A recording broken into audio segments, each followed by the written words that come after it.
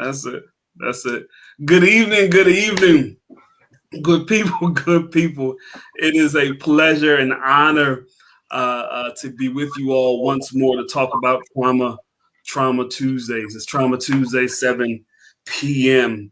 I am Dr. Ron Bell, and we have Linwood Hayman, Associate Professor, Public Health, Behavioral Health Science at Michigan. Lord have mercy, Morgan State University. I know. The Morgan State University. Morgan State. Baltimore City. Yes, indeed. 2000 Cold Spring Lane, I believe. Something like that. I don't remember the address. It's been so long with COVID, right? Yeah.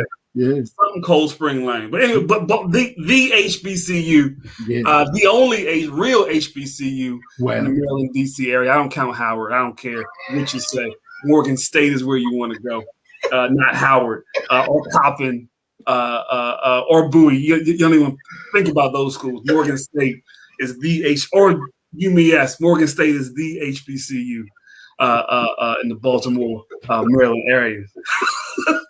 But anyway, I'm sure I'm gonna get in trouble for that. Yeah, people clicking off right now, like. Well, that's it for that. All right, trauma. So tonight we're going to be talking about circles and the importance of circles. As a quick recap, the first week we came on and we talked about the importance of permission. I promised to give myself permission to be fully present in my trauma. And we talked about in that piece, I love Dr. Hayman, how you spoke about the importance of breath and the importance of the pause. Can you just say a quick recap word about that? Yes, indeed. We always have our breath with us. If we give ourselves permission to pay attention to our breath, it's enough to give us space to make a informed decision as to where we go, what we do in regards to the trauma that we're experiencing. Perfect. And that breath, that space can sometimes mean the difference between life and death. Yes, Lord. Can mean the difference between employment and unemployment. You understand what I'm saying?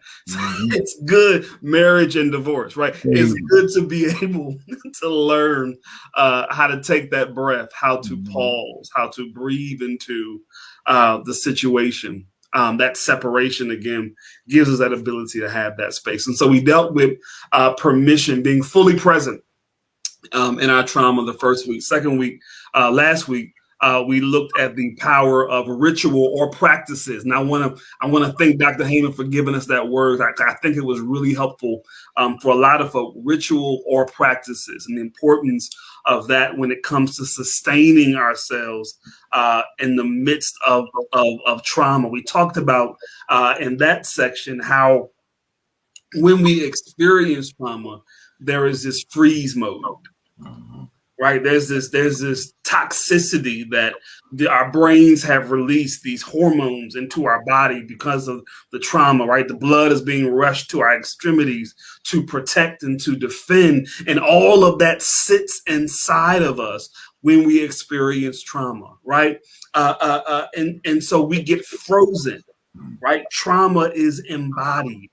And so because trauma is embodied, so also healing must be embodied. And so we've got to find a way, if you will, to shake it off. Got to find a way to shake it off, right? Right. Gotta find a way to shimmy, right? Shake it off, right? Because when we do that, we are reconnecting our mammalian and limbic system, our neofrontal cortex. We're re-engaging our brain. It's almost like restarting the car. We're letting ourselves breathe, letting our engine run so that we can deal with the trauma in the best way that we're able to in that moment. And so the ability to create ritual, to find practices that help us shake it off, right? And so we gave some great examples last week. I talked about, just driving and writing. Dr. Hayman came with the kung fu and talked about, hitting them spots, right? I tried to do that, Dr. Hayman, didn't go well in my house. I will send you the bill. but just that re-engagement and how just those things help us, those rituals, those practices help us be connected in trauma. So that was a great discussion. Tonight, we're going to be talking about circles.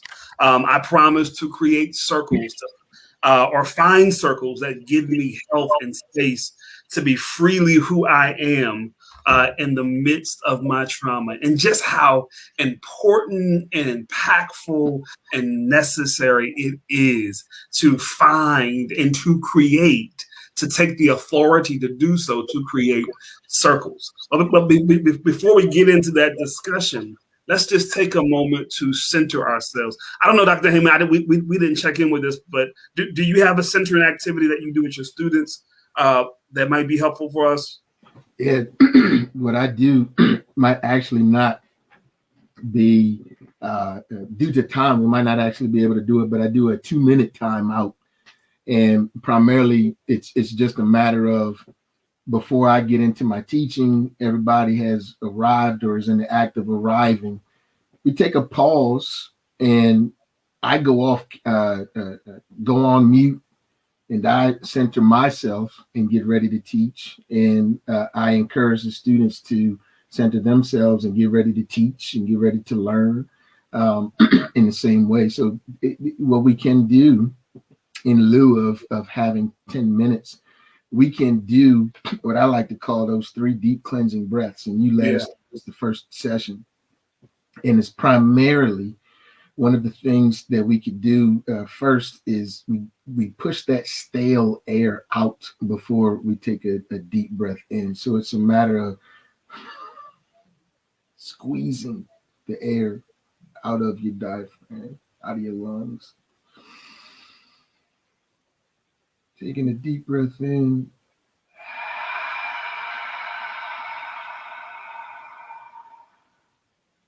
And gently but audibly releasing that breath. Let's do that one more time.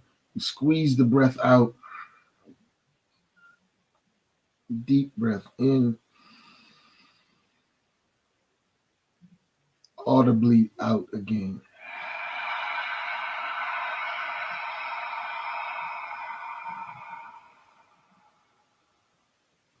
We're cheering for ourselves. We're hearing that crowd go wild with anticipation for the interaction that we're going to have tonight. One more time, we're going to squeeze the breath out first. Deep breath in. And out through the mouth.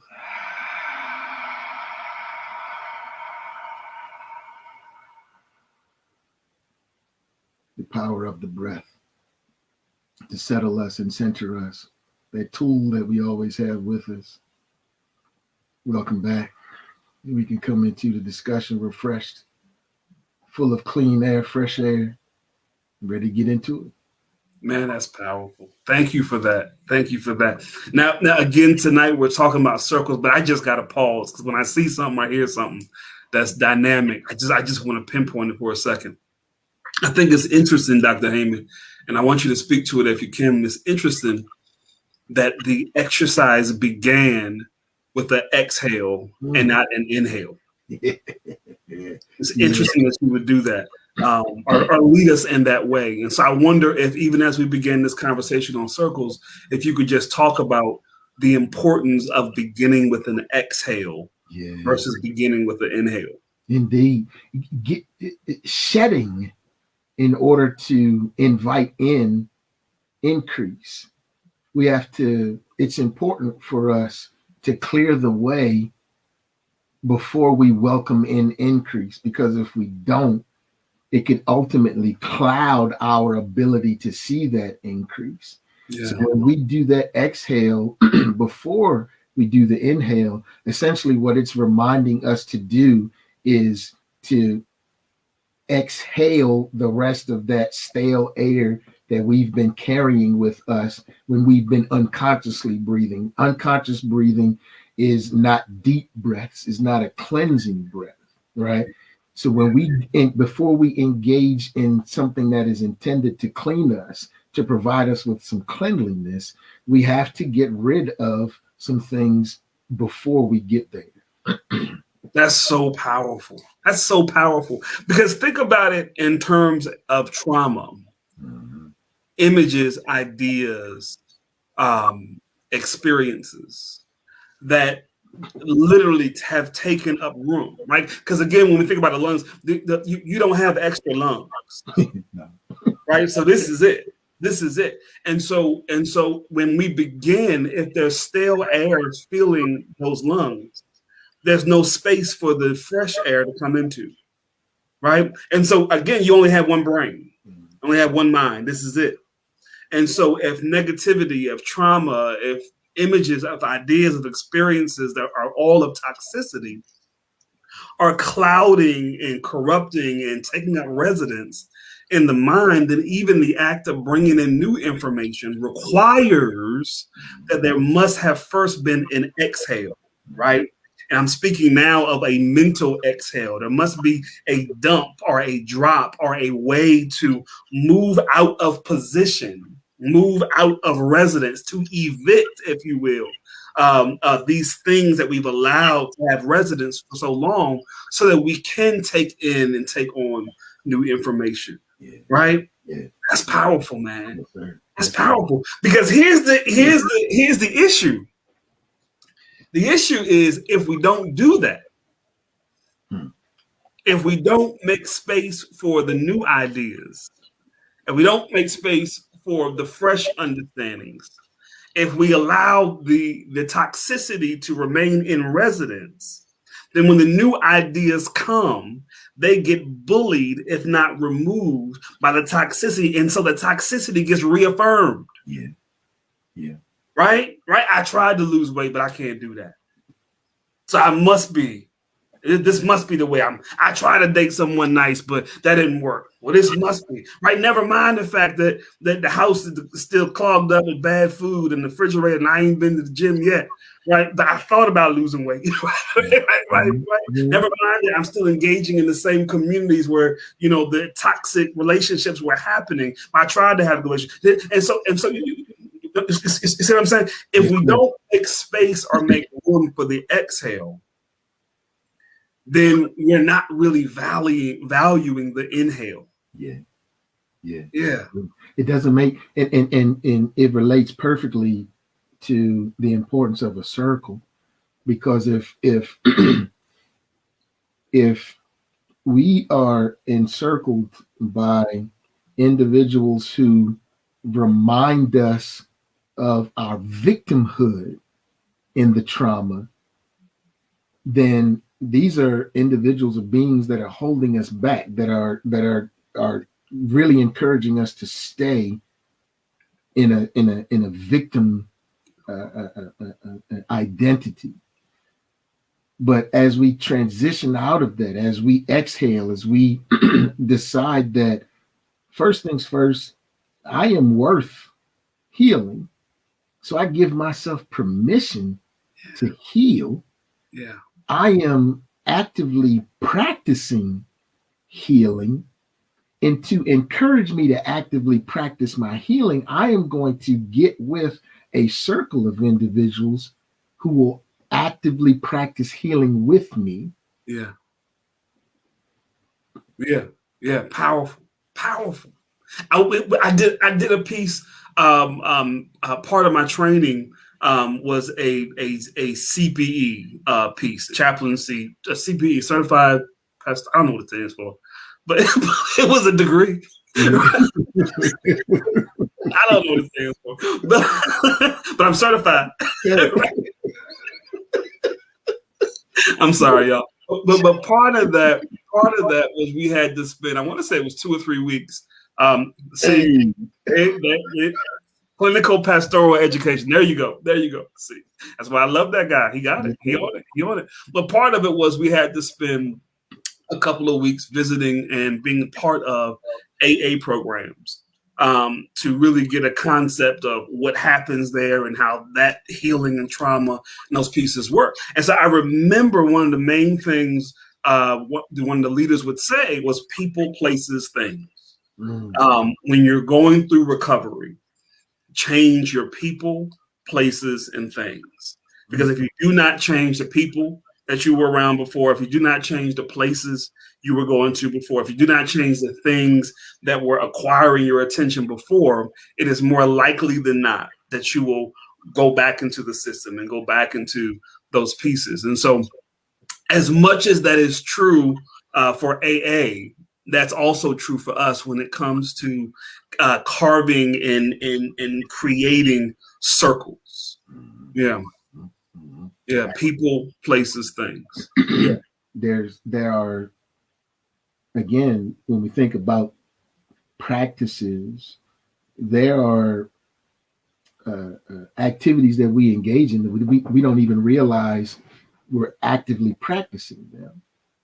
And this idea of letting the trauma win is indeed a practice. Yeah. There was a comment last week by Devin, one of the students in one of my classes at Morgan State, and he mentioned he didn't use the language of pity party, but it was along those lines of communal trauma essentially makes it easier for folks to stay in the trauma together because they're consistently reminding each other of what they had gone through rather than what they had survived or what they had thrived through, right? Yeah. And so in a lot of times when we think about the trauma that Black and brown bodies experience here in the United States and really around the world, we don't always have the privilege to change the place, right? We don't always have the mobility to change the place. And in those instances, what I've learned is that it is just as effective to change the place where our mind sits. Yes, right? Sir. To change our peace of mind, to change how we perceive or how we observe what's happening in our environment. We don't have to shift the place if we can't, but there are ways that we can shift our perspective, our views of the place for it to better serve us. Our circles help us do that. Yeah, man, that's so powerful. We can shift and not even move. Man, that's so powerful. Man, that's so powerful. You know, I often say this, but I like Jesus, right? Jesus works for me. Right? I don't, for others you do, but Jesus works for me. But one of the reasons that I like Jesus is because he deals with this very concept, right? And he does it in such a smooth way that if you're not paying attention, you'll miss it, right? So in first century Jewish culture, when somebody would die in the family, first century Jewish culture, they had hired mourners. Women who got paid to come to the house of the family member who had died and to cry. They got paid. They were hired mourners. Their whole purpose was to come and just cry and weep and be with you in your moment of grief. Now, we'll talk about that in a minute around toxic circles, but that was their job, right? Their job was to come and do that. And so there are two incidences in the gospel where Jesus encounters these hired mourners. Right, the first time he encounters them, it's with Jarvis's daughter. Right, I don't know y'all know this story, but Jarvis was a temple officiant. His daughter had died. He called Jesus, said, "Can you come to the house?" Jesus said, "Sure." He's on the way to the house. Jesus gets to the house. There are the hired mourners, and Jesus comes into the house, and the first thing he does is he kicks out all the mourners. You'll miss that if you're not paying attention. Right? He won't be in the same place that the mourners are. He kicks them out. He says they got to go. And then he does the work that he came to do. Second time he encounters them is at the tomb of Lazarus. Right? He's there, heard Lazarus die, Lazarus in the tomb. Jesus shows up. When he shows up, he doesn't go to the house because at the house is where the mourners are. Jesus goes to the tomb. Right? He separates himself from the mourners. All right, two different times. If you miss it in the text, you'll miss it. That Jesus is making a point that I can't be around those who get paid to keep going negativity and toxicity. I got to create a circle where healing is possible, where health is possible, where coming out of these traumatic pieces are possible. And so when I hear you talk about that piece, I'm thinking about just how important circles are. Mel said something. Isaiah, I missed it. I was talking. Can you pull it back up? An African proverb: a rocking horse is in motion but makes no progress. Now listen, listen. I'm taking all that. Yes, ma'am. I'm taking all that. I want to read you something and then ask you a question, Dr. Hayman, that I read from a neuroscientist. He says this, or she says this, I should say. Individual reactions are best understood in light of values, behaviors, and skills and understandings of the communities and cultures that they are members to. Yeah. Right? Individual reactions are understood in light of the values, behaviors, skills, understandings of the communities and cultures they are members to. Talk to us about how that realization helps us think through the need or the realities of circles. Yeah, that's a fantastic comment, but an even more fantastic question. When we think about the practice of healing from trauma, especially in the midst of experiencing the trauma, there are times or aspects of the trauma that become too great for us, that become too heavy for us, that become too significant for us, right? And so the importance of having a circle is having a team of beings around you that has diverse expertise, that when you are rocking, if you will, and making no progress, yeah, because of their life experiences, grow in the same area now, mind you. But just because we're living in the same area, we're from the same area, just because we're from the same household, there are scientific studies, there's research that supports that does not necessarily determine behavior. yeah, That does not guarantee that two people will behave the same, that two people will even see the same, right? And so the information that one has gleaned over their lifetime can then be offered to you to help you get out of, or to help you cope with that specific challenge that you are experiencing. The when we think about the significance of environments, however, there is a strong tendency for us to remain in the environment because it's what we know.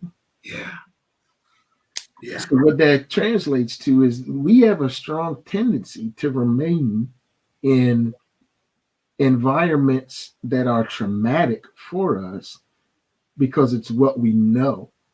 It's what we've been taught to rely on, right?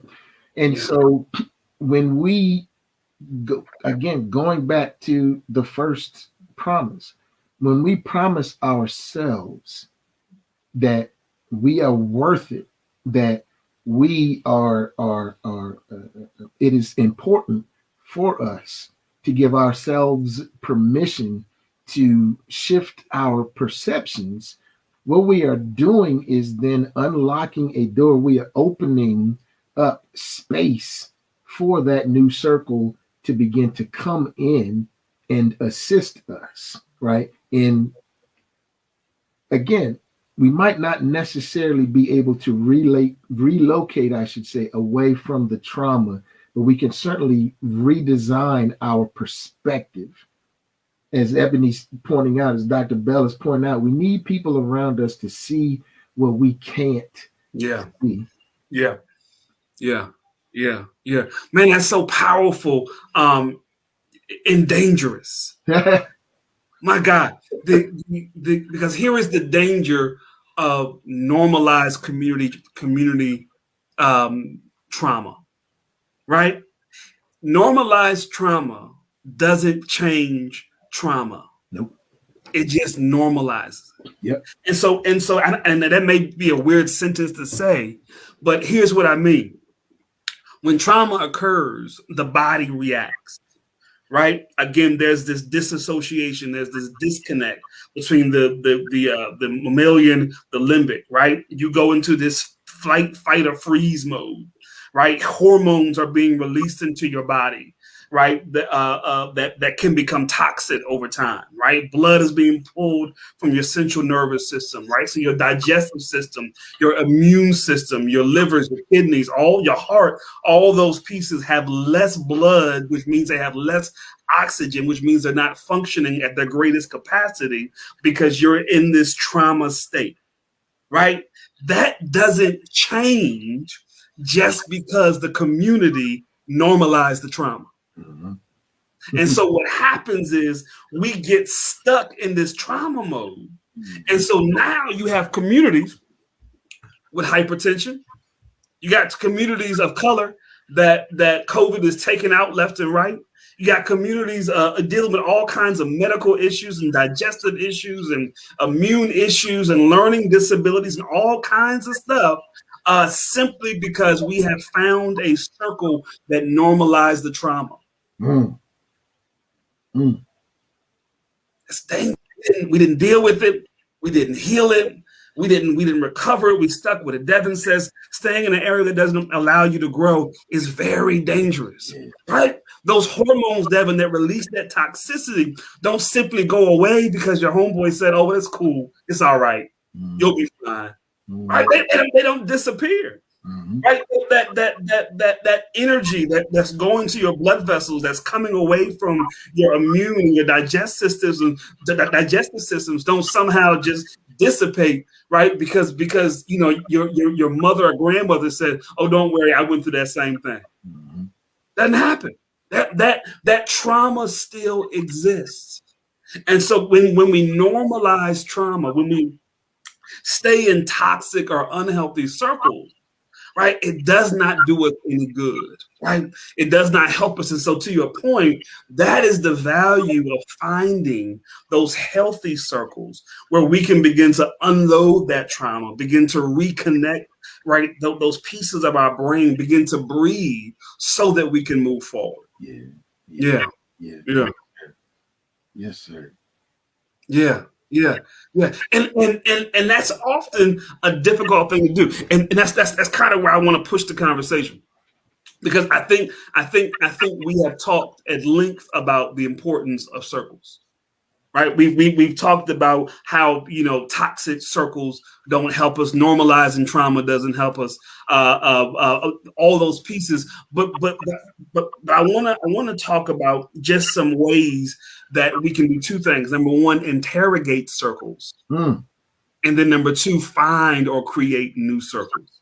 So if you had to give some kind of advice around interrogating circles, and maybe I've jumped to the 50-yard line. Let me define a circle. Go ahead. Yes, sir.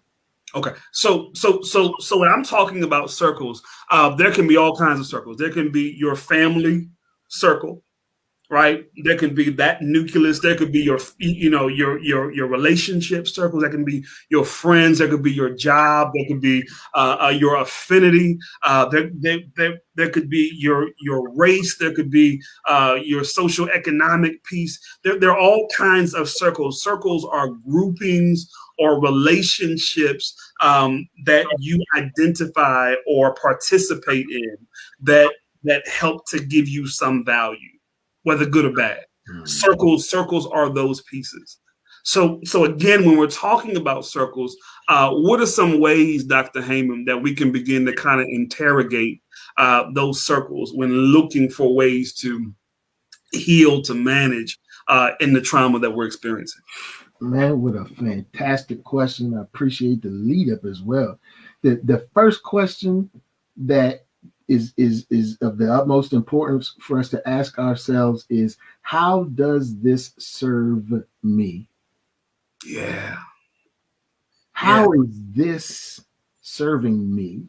How is this identity or my attachment to this identity serving me? How is my attachment to this group serving me? How is my attachment to this region or to this city or to this area actually serving me? If I am not able to come up with more reasons how it is serving me than how it is holding me back, then we might need to do like what Devin was saying, and take a hard look at the toxicity of that environment. Yeah, that's good. That circle. That's good. That's good. I would add in the interrogation. I love, how is it serving me? I would add in the interrogation, how did I get here? Yeah. How did I get here? What were the steps? What were the interactions? What were the conversations? What were the habits? What were the failures? What were the triumphs that got me into this circle? Mm-hmm. Because oftentimes, if I can figure out how I got there, I'll know whether or not this is a toxic circle I want to continue, or whether this was a moment. Yeah, yeah.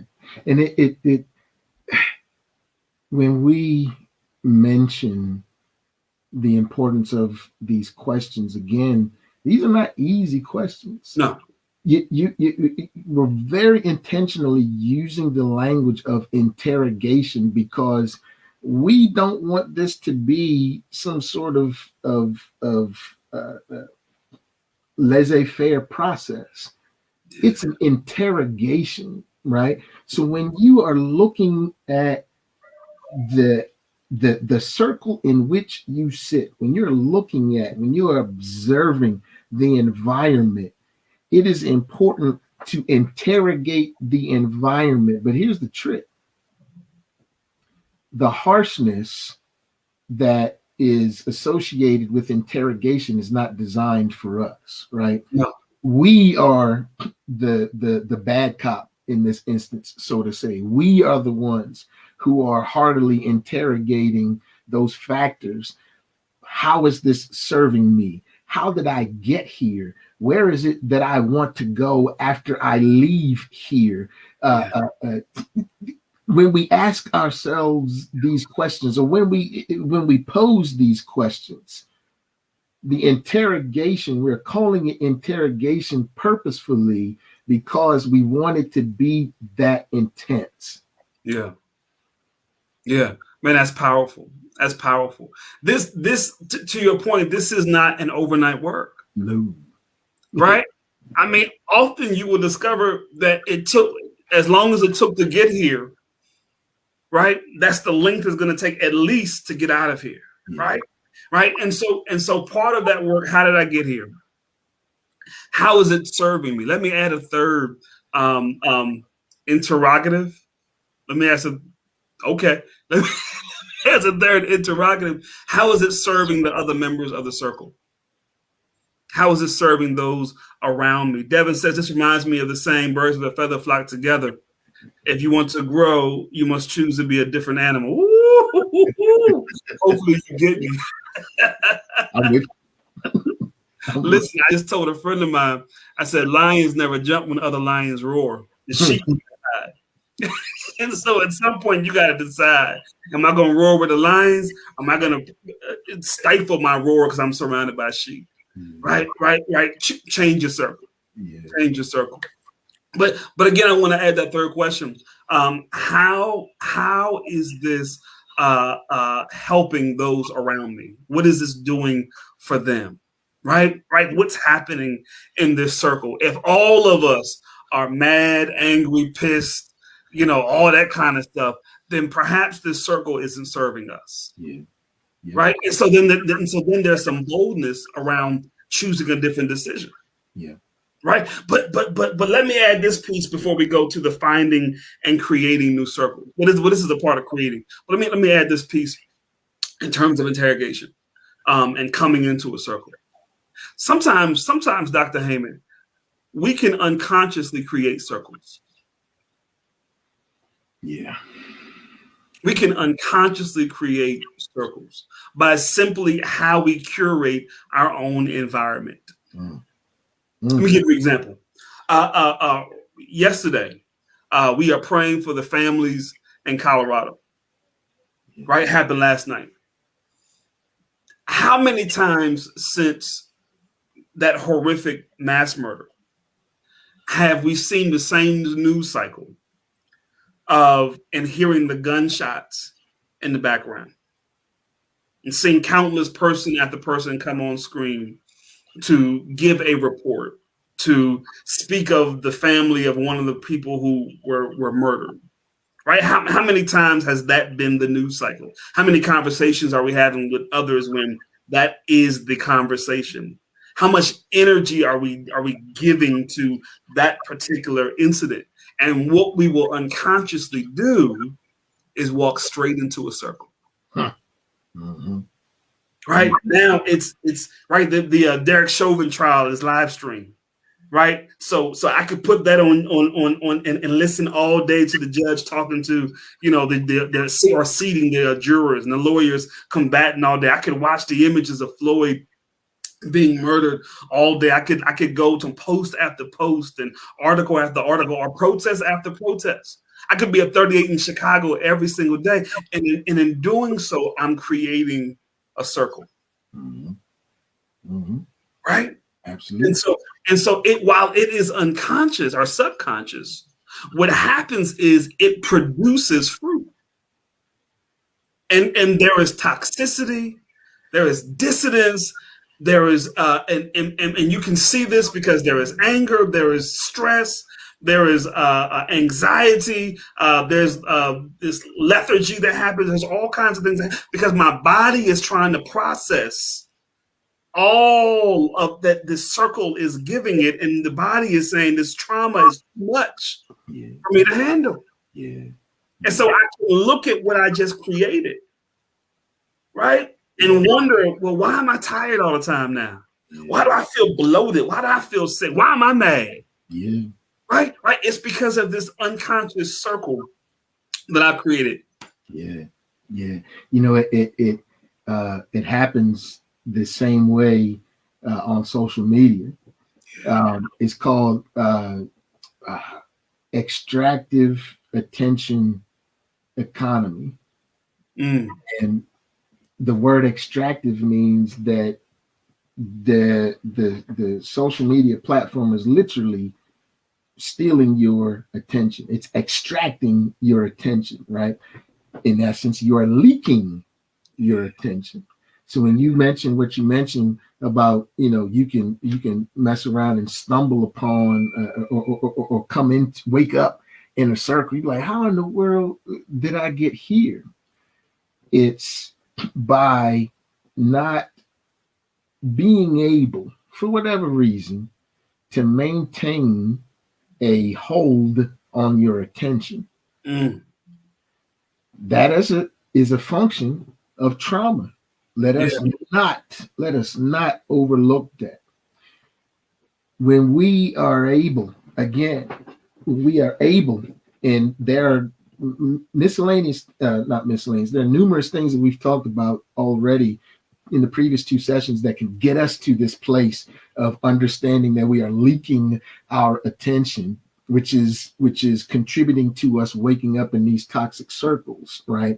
We've mentioned the importance of therapy. We've mentioned the importance of having loved ones. And talking to loved ones. We've mentioned the importance of journaling. We've mentioned the importance of contemplative practices that serve you, taking long walks, spending time in nature. These are avenues, are approaches that we can take to get us back in touch with our attention. What the trauma does, it is so significant that it pushes us out of our body, right? We want to disembody, right? I'm thinking of that scene from Doctor Strange where he meets the elder or whomever, and bald-headed lady, she hits him. Lady that's really supposed to be a man, ancient one. I don't know what.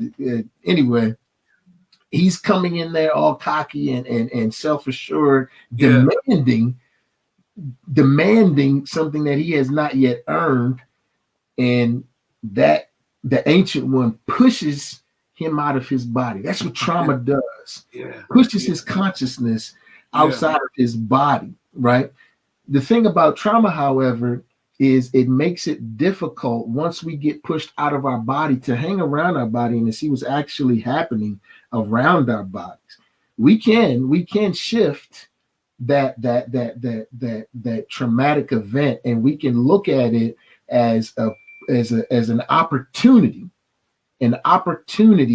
to observe what is happening around our body, right? As we observe what's happening around our body, the Ancient One, yes, indeed, Dr. Strange reference.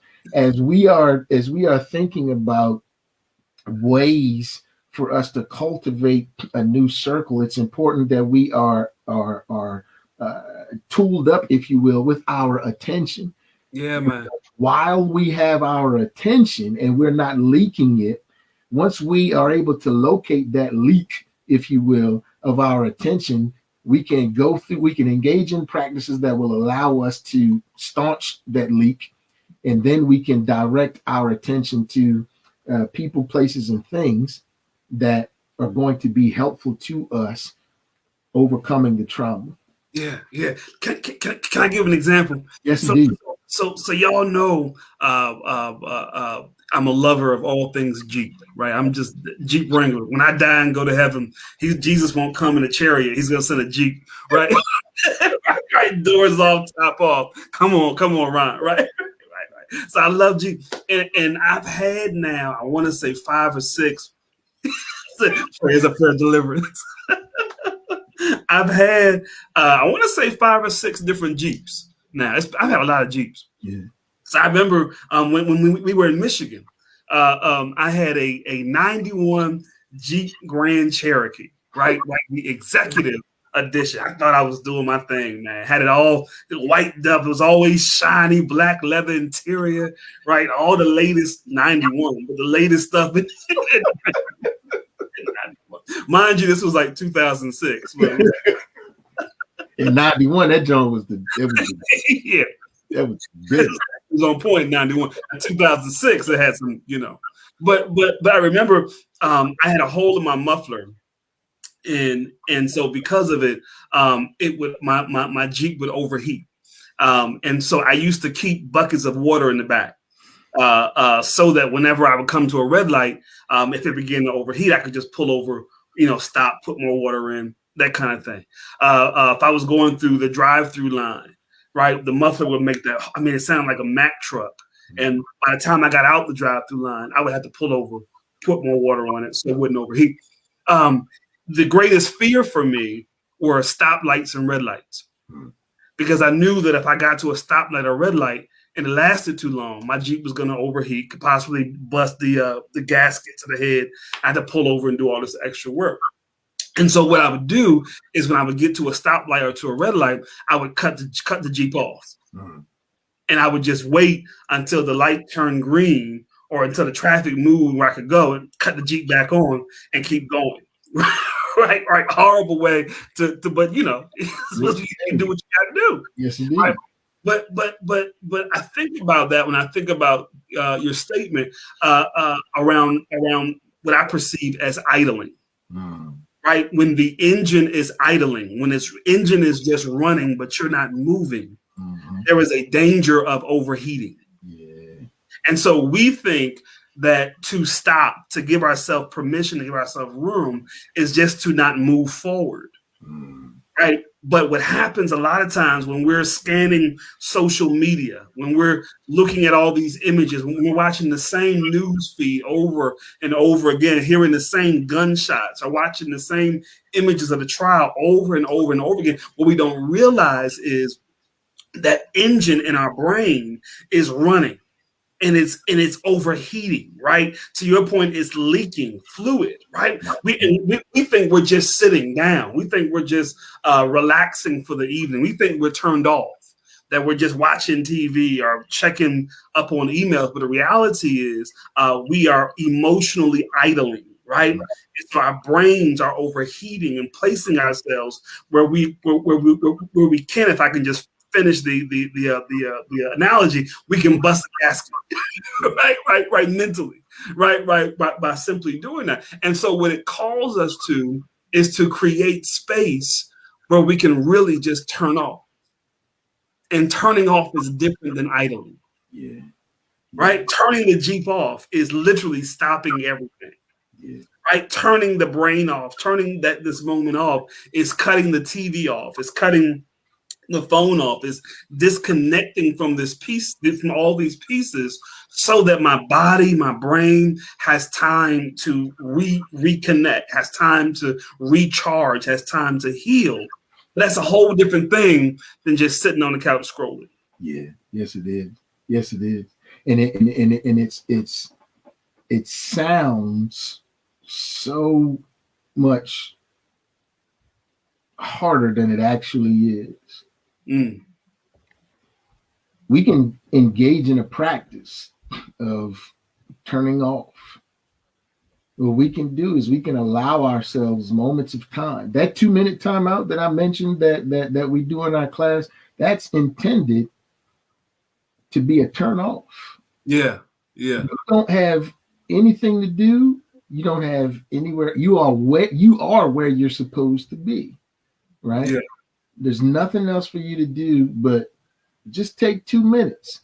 Don't worry about coming back in 2 minutes. The environment got you. I got you, right? Yeah. But that in and of itself is an artifact of a circle. Mm. It requires us the safety or the perception of safety to say, I'm in a safe enough place to turn off for now. Yeah.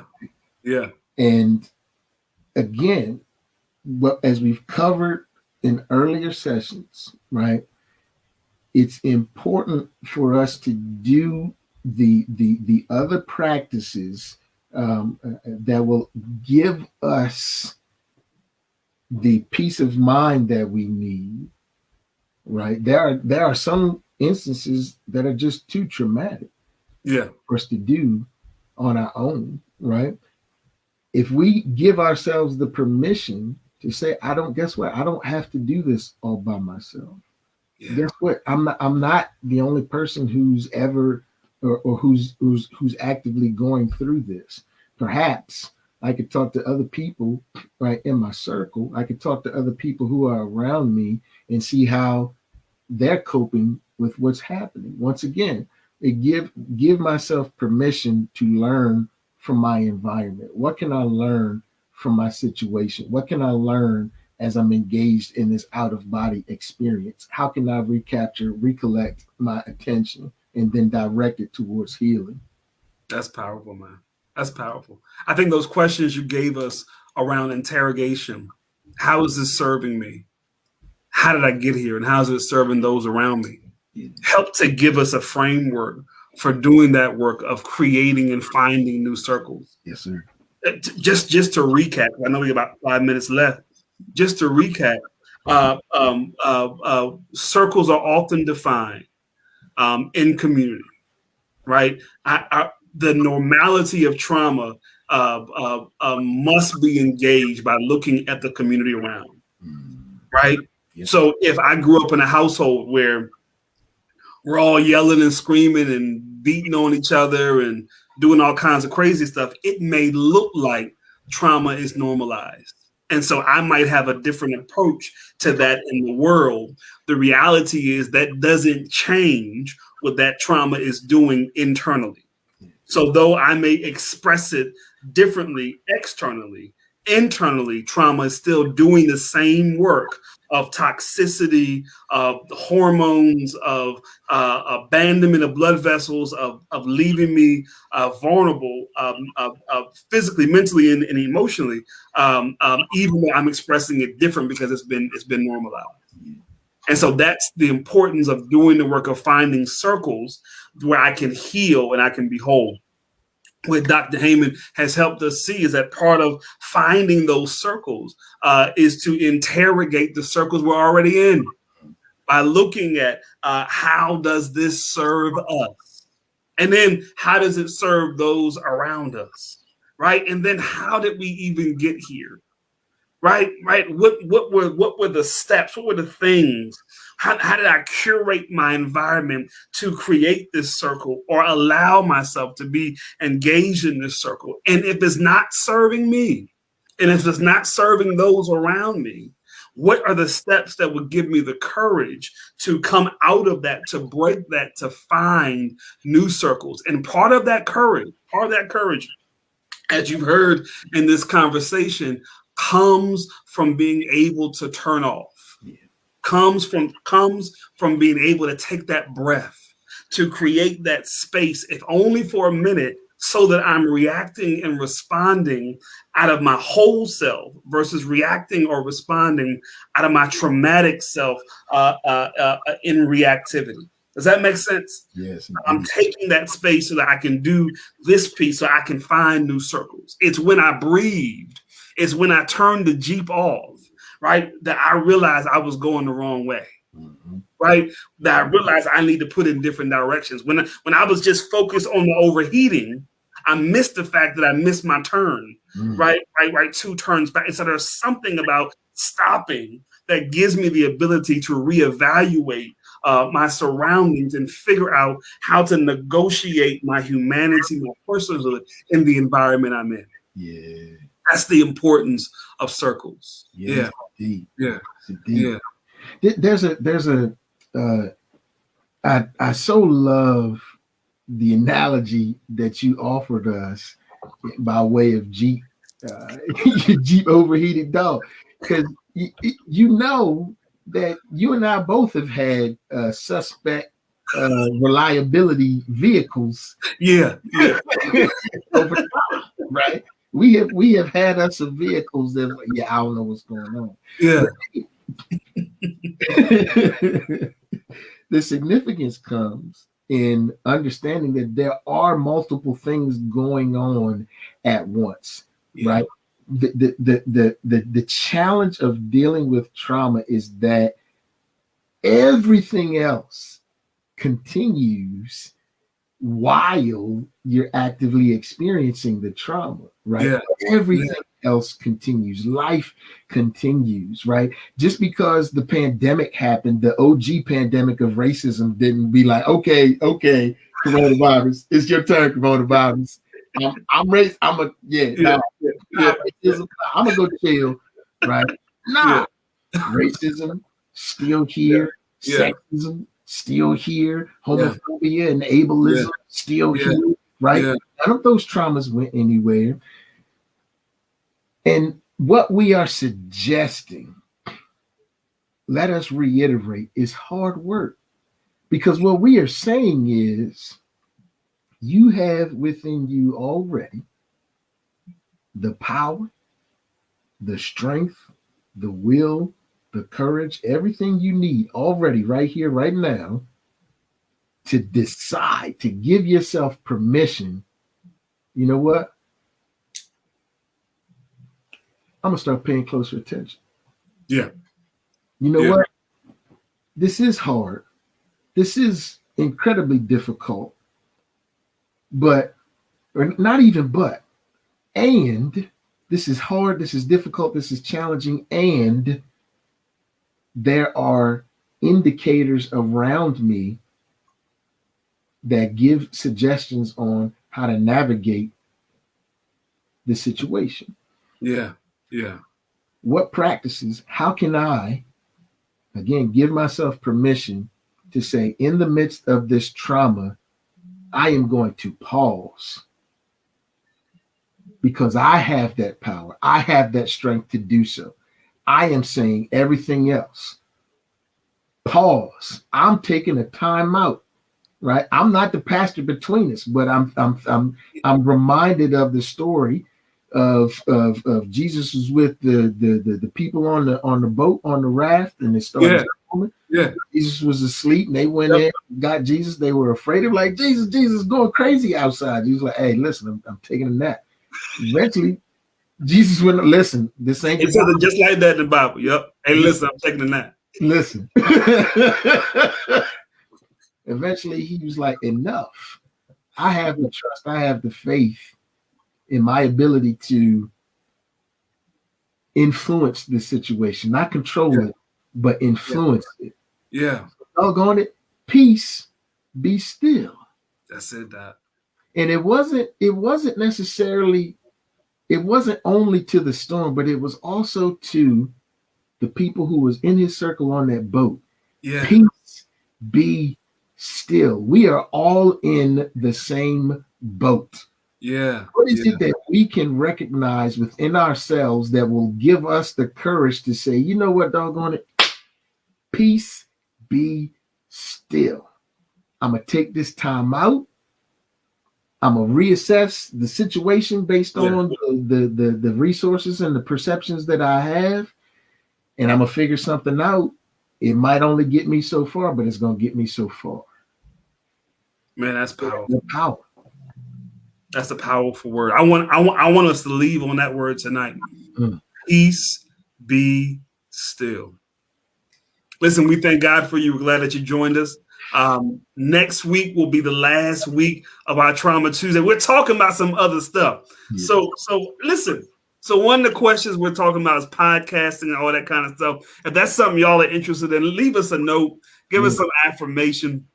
Let us know what you think about that. We love to hear your comments and thoughts. Next week, we're going to be talking about a story. I promise to retell the story of my trauma in a way that gives me victory even in the midst of the trauma. So we're going to be talking about the power of narrative when it comes to dealing with trauma and being in this moment. And so, again, share with your friends, invite folk, same platform, same place, next Tuesday, 7 p.m. Dr. Hayman, any closing thoughts or comments? Not at all, except for I love you all. May you all be well. Sounds good. Peace, be still.